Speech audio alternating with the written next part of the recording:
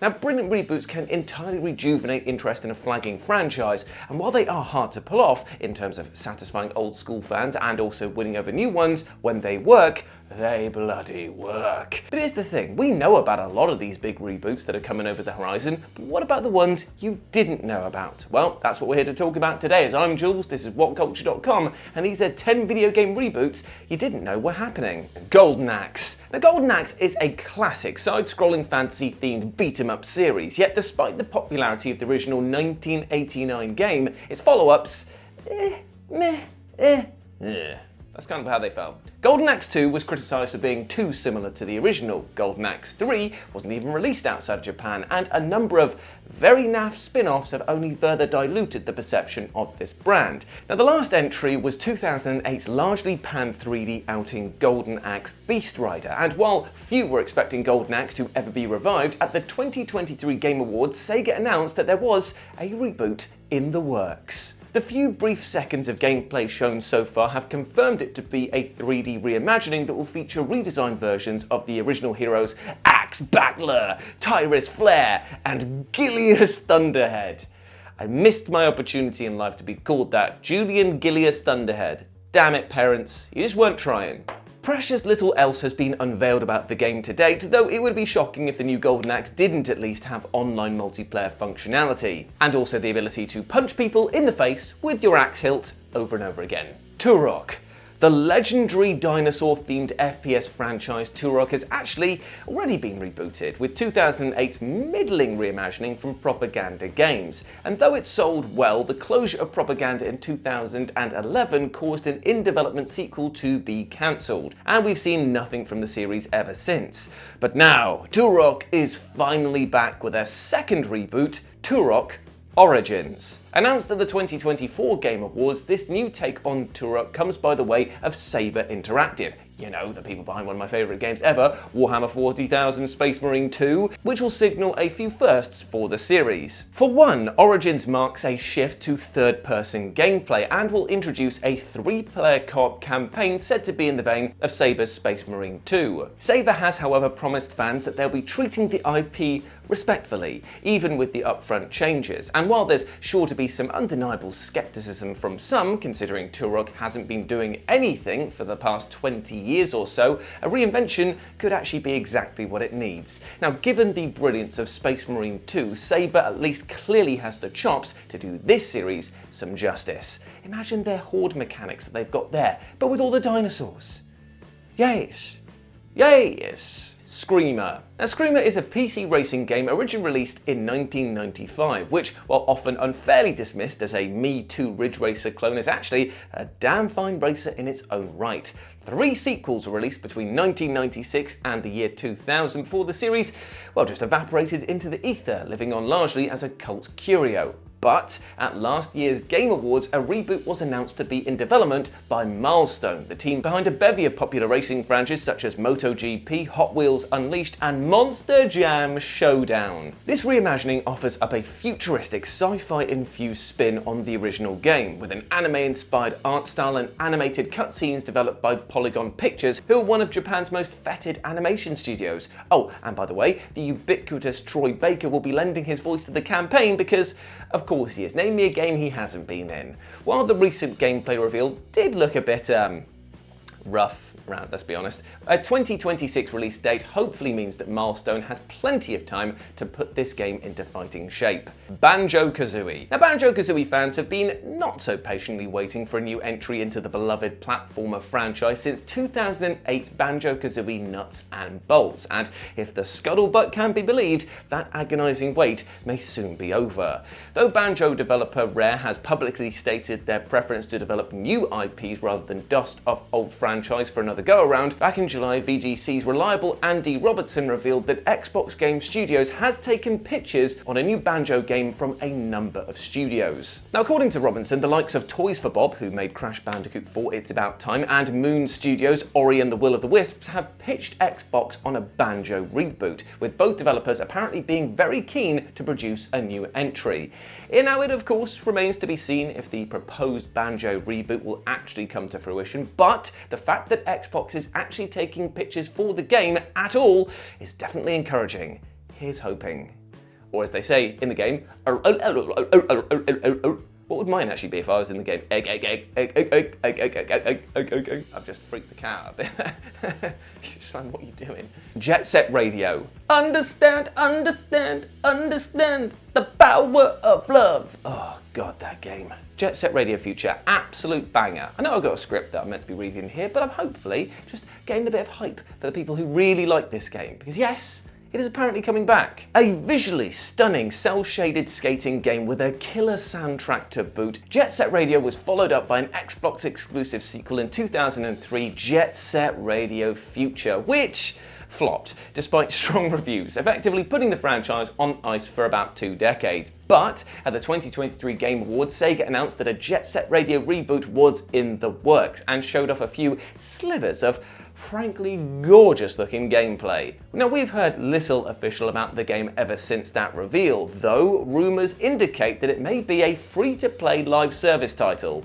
Just swallow that painful poison right there, which naturally invites questions about how microtransactions will be implemented. Hey, at least we'll get something, right? Something's better than nothing, right? Anyway, it's probably sensible to be at least a little skeptical of how free-to-play will change the classic Jet Set Radio experience, but with the series celebrating its 25th anniversary this year, hopefully we'll get a more comprehensive breakdown before the end of 2025. Virtua Fighter. Now, the upcoming new Virtua Fighter game will be the fighting series' first mainline entry in 20 years, though tellingly Sega has refrained from referring to it as Virtua Fighter 6. The game was revealed last year and will be the first entry in the series not to be developed by original outfit Sega AM2, with Ryoga Gotoku Studio, who make Like a Dragon, instead taking the reins. Sega have dubbed the new game a reimagining of the series, with redesigned classic fighters joining wholly new combatants, and in a series first will also feature a single-player campaign. Producer Riichiro Yamada has stated the team's desire to make a game that is both familiar to fans of the series and accessible for total newcomers,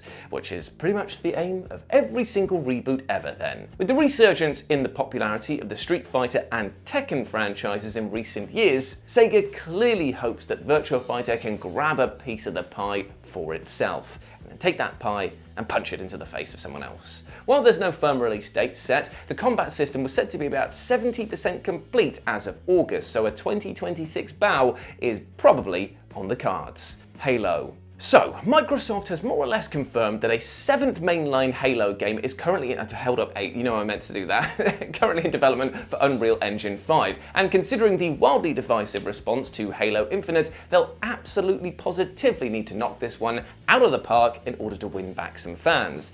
Now, though it hasn't been stated through any official channels, persistent rumours point to Halo 7 being a soft reboot for the franchise, especially with Microsoft referring to the next Halo game as the start of a new chapter. Bluster and words. Plus, with developer 343 Industries being rebranded as Halo Studios last year in an attempt to give the series a clean break, it also feels like a concentrated effort to draw a line under the last 25 years of Halo. Microsoft has already confirmed that one of the new Halo projects would be revealed at the Halo World Championships in October, so it's a pretty solid bet that we will see Halo 7 then. While it's highly unlikely that the franchise gets rid of its iconic mascot Master Chief, don't be shocked if Halo, getting bored of it already, is either going to be a reimagining of the original game, Combat Evolved, or a more radical reboot. Painkiller.